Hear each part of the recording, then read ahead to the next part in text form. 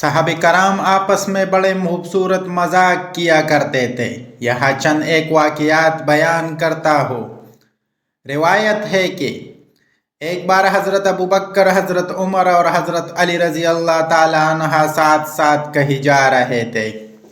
حضرت علی رضی اللہ تعالیٰ عنہ بیچ میں تھے اور دائیں بائیں حضرت عمر اور حضرت ابوبکر تھے۔ ان دونوں صحابہ کرام کے قد اونچے تھے، جبکہ حضرت علی کا قد نسبتاً نیچا تھا۔ غالباً حضرت عمر یہ حالت دیکھ کر مسکرائے اور فرمایا، علی تم ہمارے درمیان ایسے ہو جیسے لنا میں سے نون ہوتا ہے۔ حضرت علی نے مسکرا کر برسختہ جواب دیا، میں ہٹ جاؤں تو لا رہ جائے گا۔ لا کا مطلب عربی میں نہیں یا کچھ نہیں ہے۔ اسی طرح ایک بار حضرت علی رضی اللہ تعالیٰ عنہ وضو فرما رہے تھے۔ حضرت عمر نے ان کے سر سے ٹوپی اتار لی اور اونچی سی جگہ لٹکا دی۔ حضرت علی وضو کرنے کے بعد گئے اور ٹوپی تک پہنچنے کی کوشش کی، لیکن ہاتھ نہ پہنچ سکا۔ مسکرائے اور انتظار کرنے لگے۔ جب حضرت عمر رضی اللہ تعالیٰ عنہ وضو فرمانے لگے تو آپ نے ان کے سر سے ٹوپی اتار لی۔ وہی کسی درخت کا ایک باری تنا پڑا تھا۔ آپ وہ تنا اٹھا سکے، اس کے نیچے ٹوپی رکھ دی۔ حضرت عمر رضی اللہ تعالیٰ عنہ نے وضو فرمایا اور جا کر اس تنے کے نیچے سے ٹوپی نکالنے کی کوشش کی۔